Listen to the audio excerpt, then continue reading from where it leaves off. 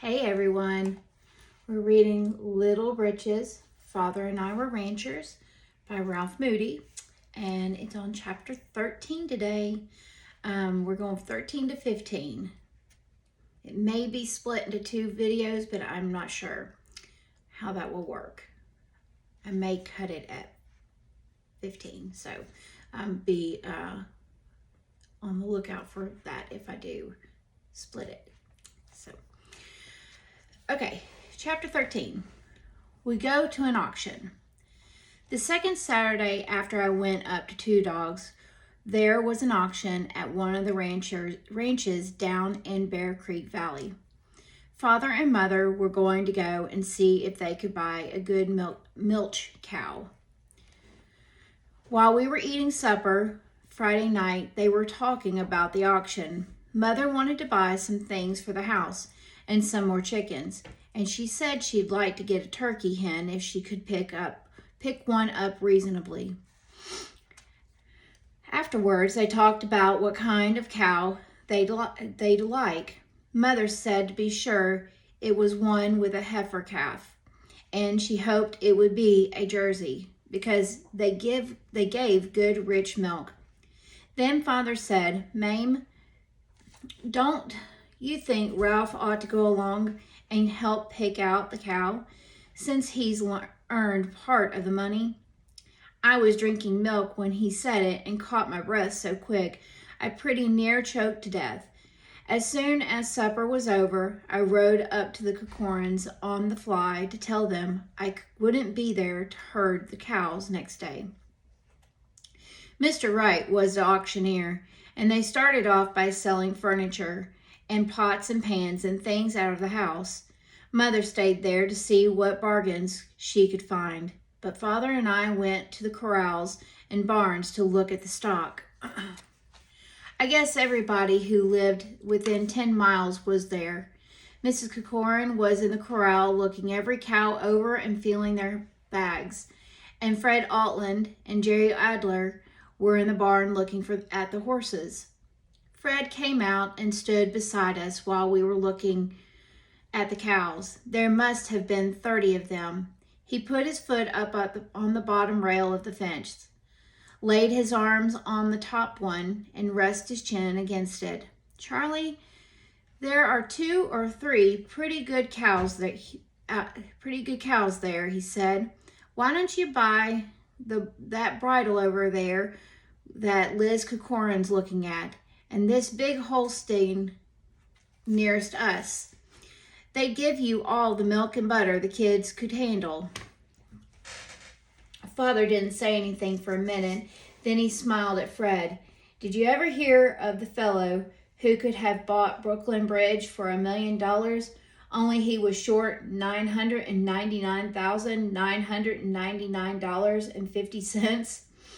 Fred laughed and said, "You can swing it all right, Charlie. I don't think those 2 are going very high anyway." Then he rumpled up my hair and said, "I'm going to have a couple more hangings this year, and you got Spikes here to help you pay for them. I hear tell he's holding Liz up for 35 cents a day now." He said it loud enough so that she couldn't help hearing him, and then he laughed till he could hear him all over the place.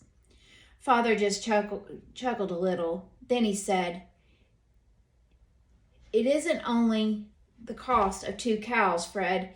It's going to have to ration close if I have enough winter fed for 3 horses and 1 cow off that little patch of oats and alfalfa." Mrs. Corcoran got red as a beet when Fred laughed about me charging her 35 cents a day for herding her cows, but instead of going away, she started looking at cows nearer to us, and I think it was just so she could listen.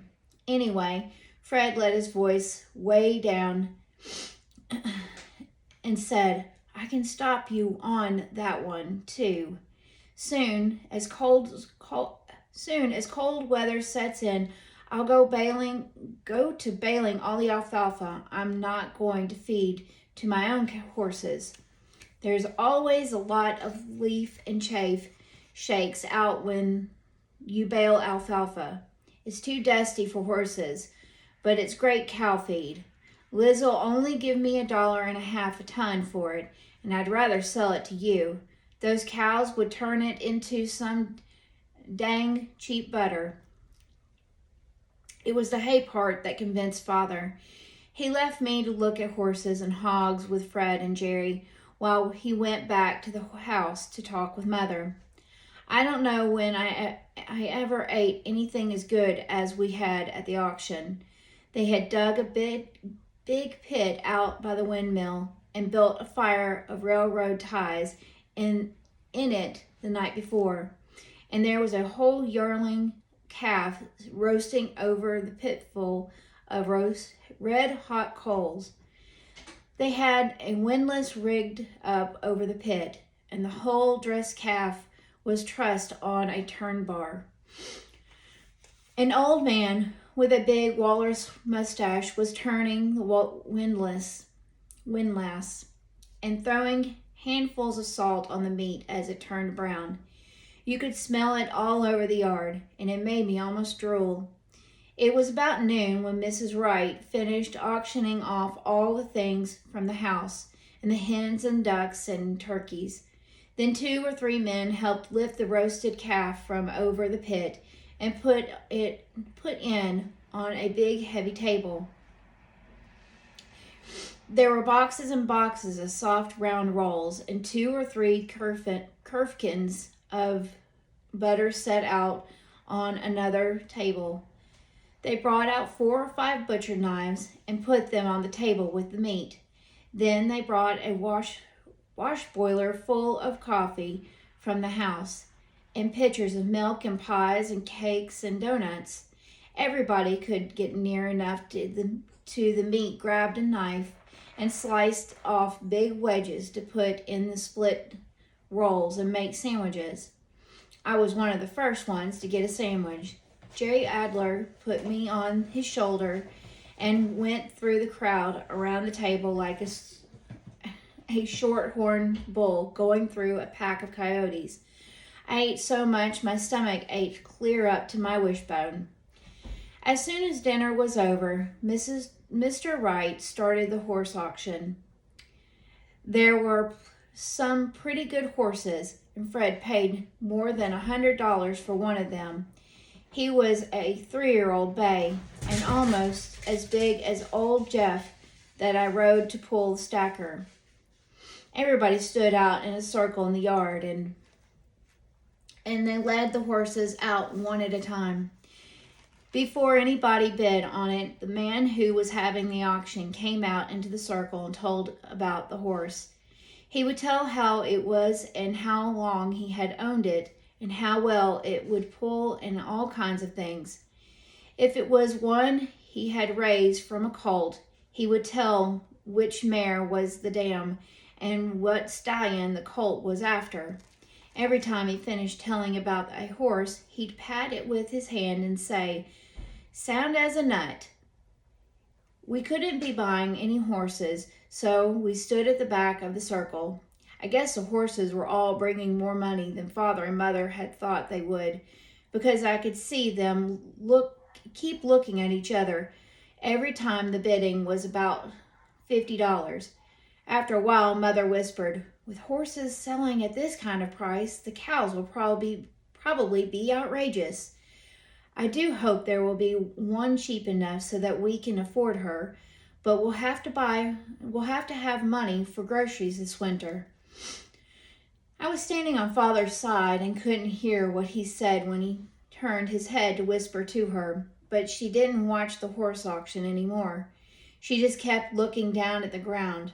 In a little while, she leaned over close to him and said, "I'm afraid I spent more than I should have on things for the house, but there were some lovely bargains." Then Father sent me to look at Fred's new horse while he and Mother took a little walk. I had drunk so much milk with my sandwiches and donuts that I had to go awfully bad. So Fred took me around by the cow corral while they were auctioning off the last horse. While I was busy, he went over and talked to the man who had been leading the horses out to the ring. They were looking at the cows when I got back.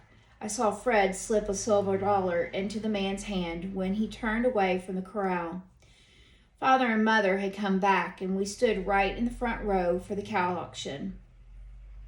Father stood next to Mother, and then came me, and then Jerry and Fred and Mrs. Corcoran. Mr. Corcoran had to stay home and herd the cows. They brought out one cow after another, and they sold for anywhere from $30 to $50 apiece. One or two old skinny ones sold for $1 or two under 30. But the man who was having the auction bragged about every one of them. I kept watching for the two cows Fred had pointed out to Father, but I didn't see them.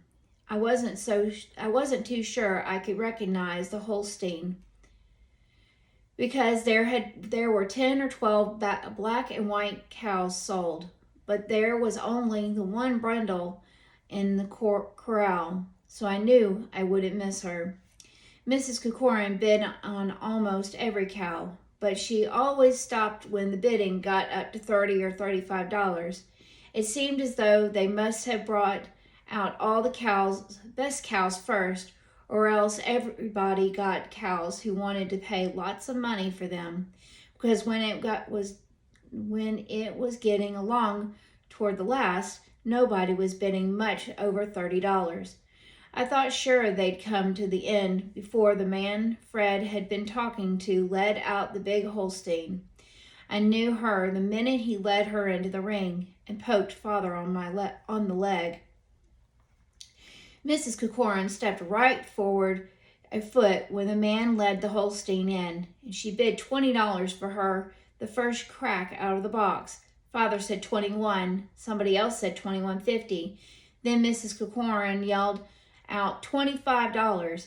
I knew she was going to bid more than we could pay, and hung my head down. I think I was saying a little prayer that she'd stop at 30. When I saw Fred Altland step right on her foot, she jumped and glared around at him, but she didn't bid on the Holstein cow anymore. Father said $25.50, and somebody says $26, but we got her for $26.50. Before they led out the brindle cow, Mrs. Corcoran had moved down the circle away from the Fred, and she yelled $25 before the man was through telling how good a milker the cow was. I was watching her and didn't notice Fred moving down there too, till he came right up beside her. I guess I wasn't the only one who saw him step on her foot that time, because some young fellow on the other side of the ring called out, "Get her again, Fred!" So everybody started to laugh, and Mr. Wright yelled, "Sold!" just as soon as Father said $26. I helped Father harness Bill and Nig back to the wagon while Fred and Bessie Altland helped Mother collect the things she had brought. Father let me sit on the back of the wagon and led our new cows home.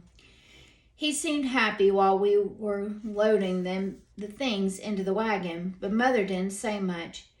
She had her lips buttoned up tight, and her face was bright red. On the way home, she talked most of the time, though. I couldn't hear her say all she said because the Holstein cow held back on the rope, but I did hear enough to know that she spent more than she thought she should have. She said, "I just couldn't let those lovely buff Orpington pullets go by at 25 cents apiece, and $2.50 does seem a lot of money to spend for 2 turkey hens, but Bessie says they're good foragers and will cost hardly a penny to feed. If I have good luck and am able to raise a brood of young turkeys, they should furnish us some very inexpensive meat, and it's so nice to have turkey for Thanksgiving." Then she said something about it probably not being necessary to spend the $2 for a chest of drawers for the girls' room, but it was a solid walnut. The first thing I heard Father say was, "That's a nice looking cuckoo clock you got." I looked around when Father said that. I saw the red run right up Mother's neck. Then they both laughed, and Mother said, "Don't you josh me about that clock, Charlie. I know we didn't need it, but it looked so much like home, and I just got bidding for it against Mrs. Theed, I don't know, some other lady, and couldn't stop. Grace had seen us coming when we were half a mile away, and all the youngsters came running up the road to meet us. She and Mariel had Hal by each hand, and were almost dragging him along. I guess we all felt we were kind of rich people to be able to buy all those things. Philip put his bid in right away to be allowed to herd our cows. Chapter 14. The irrigation fight. All right. The irrigation fight broke out soon after we got our cows. July was hot, the creek was low, and there was only half a head of water coming through the ditch. It started at the gorge where Bear Creek came out of the mountains, and each ranch, all the way down, had rights to so many running square inches of water. Some of it soaked into the ground as it moved along, and some was drawn up by the sun. But unless the creek was very low, there was enough for everyone to take his full measure. Each ranch had its own ditch box. They were wooden chutes that the whole body of water passed through, and each chute had a spillway with a gate to let out the full measure of that rancher's water right. There were gauge marks on the boxes, and when the ditch was running less than full, each man was supposed to set his gate so that it would take only his share. There were water hogs near the head of the ditch. They were men who would take their full measure of water and more, too, when the creek was low and crops were burning up. There had been a feud between the ranchers at the head and tail of the ditch ever since it was built. The first that I knew much about it was one night when Fred Altland came down to talk to Father. They had a deal where Fred used all the water for both ranches 20 days, and then we had it for one. Fred came the evening before one day to have the water. Our oat field was so dry that Father was afraid the kernels wouldn't fill unless the ground got a good soaking right away, and the leaves on our peas and beans were curled up and withering. The vegetables from Mother's garden were little and scrawny. I knew there was something the matter when I saw Fred coming down the wagon road. He always drove his tall bays as fast as they could trot, but that night they were just moping along. A cloud of dust was rising from the wheels of the buckboard that looked like white smoke from a bonfire, and Fred was hunched over with his elbows resting on his knees. Father and I went out to meet him as he came into the yard, and he looked terrible. One of his eyes was swollen and black, and there was dried blood around his mouth and nose. I started to ask him what the matter was, but Father laid his hand on my shoulder, so we just waited for Fred to talk first. After a minute or two, he looked up at Father and said, "Charlie, I'm afraid I've started something I'm not big enough to finish. For the last 3 days, there hasn't been more than a trickle of water coming through the ditch as far as my place. Jerry Adler, Old Man Wright, and I went this morning to have a look.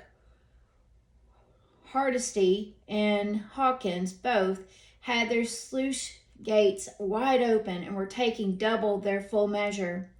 Clew had his gate wide open and had made a cut in the bank where the ditch is built up at the back of his alfalfa field. He tried to tell me it was a natural break and didn't know it was there, but there were shovel marks in the bank. The cut's filled in now, or it was when I left there." Fred didn't say anything for a minute or two, and Father said, "Isn't there any court you can appeal to?" Fred squirted a line of tobacco juice down between the off horse's heels and kept looking at the place where he had spit. After a while, he said, "Yep, we could haul 'em into court, and every one of 'em would lie like hell and say they never took more than the water that goes with their land. It would be their word against ours, and we wouldn't have a snowball's chance." Father said, "Can't you take enough witnesses up there to see what they're doing and outweigh their testimony in court?"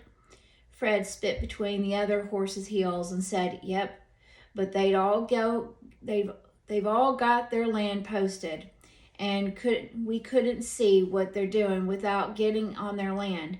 They get us as bad for trespassing as we could get them for stealing water." Father said, "Isn't there a way of proving how much water passes through the ditch at their upper boundary and how much they let pass beyond them?" Fred seemed to be thinking about it for a minute. Then he looked up at Father and said, "Look, Charlie, this is the hell of it for you and me. The water goes with the land. Your deed says you are entitled to so many inches of water, or such proportion of same as many as may be available. There's nothing that says whether that means available at the head of the ditch or available at your own sluice gate. It's been fought ever since there were courts and ditches here, and there are rulings both ways. Every dang one of us would break himself if we tried to fight it clear through the courts.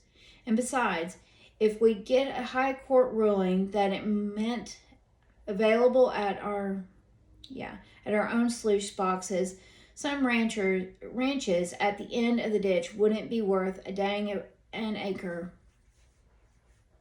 There's only one way to do it. We've got to take the law into our own hands and fight the water through the ditch. And by God, I'm going to start tonight." Father didn't like me to be around when men were swearing, and Fred looked mad enough to begin any minute. But before he did, Father sent me to get our cows. They were picketed out on the prairie near the railroad track. During supper, Father hardly said a word. Mother didn't eat much and kept biting at her lip the way she always did when she was nervous. Father always milked the Holstein, and I milked the brindle. While we were milking that night, I asked him if he was going to do anything about the water.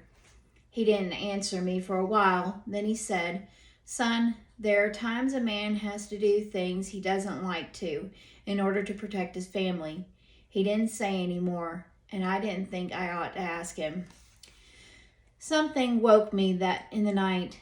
It must have been after moonset, because it was dark as pitch. I lay listening for a long time. Then I thought I heard a man's voice from over toward the railroad track. So I got up and looked out the windows. There were 3 little lights moving around in our oat field, and 2 more in our bean field. They were so far away that they looked like fireflies. I thought Father ought to know about it and went into the house to tell him. Mother was wide awake, but Father wasn't in bed with her. She told me to go right back to bed because I needed my rest, and that the lights out in our fields were all right. I went back to the bunkhouse, but I didn't go back to bed. I pulled my overalls on over my nightgown and tiptoed out into the darkness. I knew Father was out there somewhere with a lantern, and I wanted to see what was going on. When I was almost to our oat field, the lights all came together in one place and moved up the railroad toward Fred Altland's. I thought I heard water gurgling among the oats, and when I went to a little closer, my foot sank ankle deep in soft mud. While I was standing there watching the lights from the lanterns grow smaller and smaller up the track, I heard the sound of 6 rifle shots from far off toward the west. I was worried about Father and afraid he might not be one of the men with the lantern, but be farther up the ditch where there were shooting. I wanted to run after him and tell him to come home, but I was scared and went back to the bunkhouse. I didn't sleep another wink all night, and when it was just light enough so that I could see the outline of Loretta Heights against the eastern sky. I heard Father come home and go in the kitchen door. I couldn't see him and would never have known him by his walk. His feet sounded as though they were dragging, and he had on rubber boots. I heard him take them off before he went into the house. A little later, I heard him coughing. It was that dry, hollow cough he had after the windstorm. As soon as it was light enough to see in good shape, I got up and got the milk buckets. I milked both cows, watered the pigs, and fed the horses before I went in to breakfast. I got cramps in my hands before I got done milking the big Holstein. She gave a bucket brimful of milk, and her teats were large with little bits of holes in them. Father wasn't up when I went to work, and at breakfast Mother wouldn't talk. She kept biting her lip, and her eyes looked as though she had been crying. I didn't see a soul around Corin's place when I let the cows out of the corral, and there was nobody in sight when I went past Altland's. The road was all muddy where our ditch went under it. The culvert was a big one too. So I knew there must have been a terrible head of water come down through there during the night. I didn't see a moving thing except the cows and Fanny until Grace brought out my dinner pail. She said Father had just got up and that there was a big red lump on his forehead, and he had been coughing in his sleep all morning. Grace could usually get Mother to talk, but she hadn't been able to find out a thing. Mother had made her play out in the backyard with the other youngsters all morning. I told her about the water in our oat field and the lanterns and the shooting up beyond us on the ditch. I thought maybe the lump on Father's forehead was where he had been hit with a bullet, but Grace said it wasn't. She had read lots of books about wars. She liked them best of all, and she said she'd bet it was where he had been hit with a clubbed rifle. There must have been some terrible battles up in the ditch those next few nights. Father would leave the house just after I went to bed and wouldn't get home till nearly daylight. He had another big lump on his cheekbone that turned black and blue, and Fred Altland and Jerry Adler and Carl Henry looked all beat up when I saw them. Jerry had his right arm in a sling. Saturday night there was a meeting at our house. Men came from all the ranches west of us, halfway to the mountains. They must have started getting there just after I went to sleep, but I woke up when the first buggy came into our yard. It was Mr. Wright. I knew his voice when Father went to help him unhitch his team. I knew there was going to be some kind of meeting because the first thing Mr. Wright said was, "Ain't any of the rest of the fellows got here yet, Charlie?" And besides that, Mother had put Hal out to sleep with Philip and me.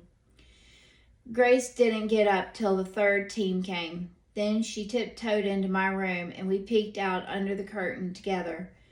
The men all stood around the barn and talked till Carl Henry came. He was the last one. Then they went into the house. Grace and I knew we shouldn't have done it, and that we'd get a good spanking if we got caught. But we crept out the bunkhouse door and crawled around to the kitchen window. It was open, so we had to hunker up against the side of the house and keep real quiet.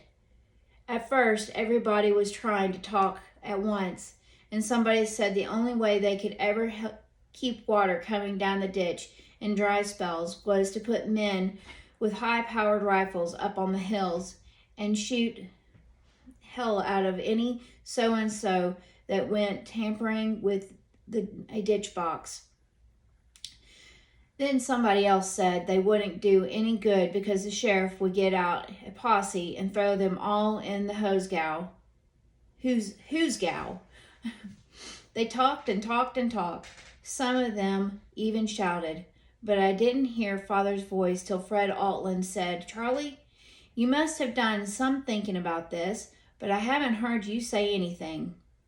Everybody got real stiff then, and Father talked so low we couldn't much more than hear him.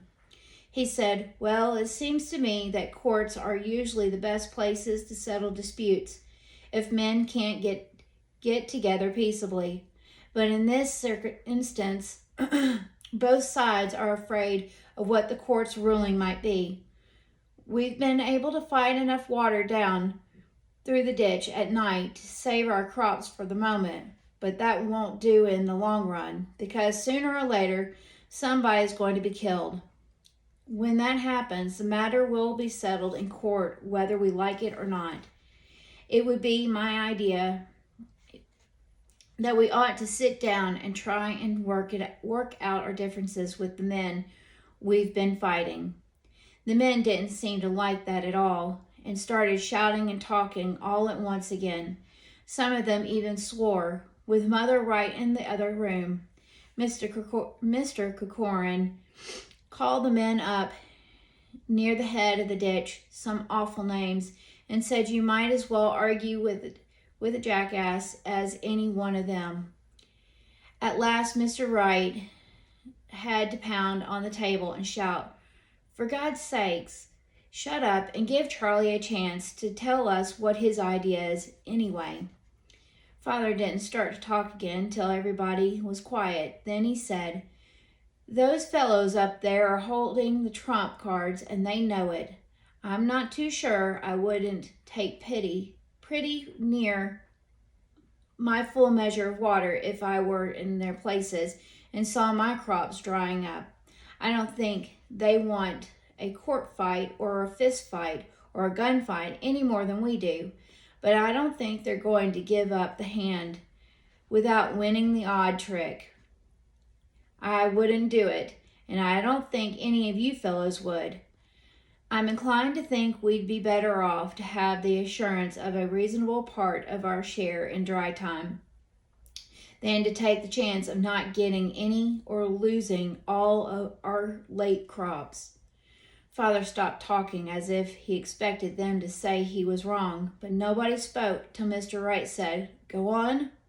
Then Father said, "I believe that if we approached them right with an argument that we'd settle for 80% of our proportion based on